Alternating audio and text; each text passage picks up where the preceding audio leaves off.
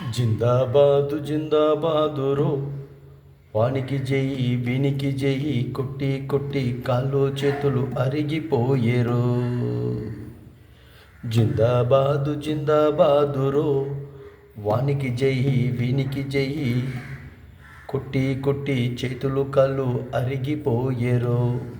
వాడేమో MLA MP అయ్యేరో, మనమేమో కార్యకర్తలమే అలాగే ఉన్నాము.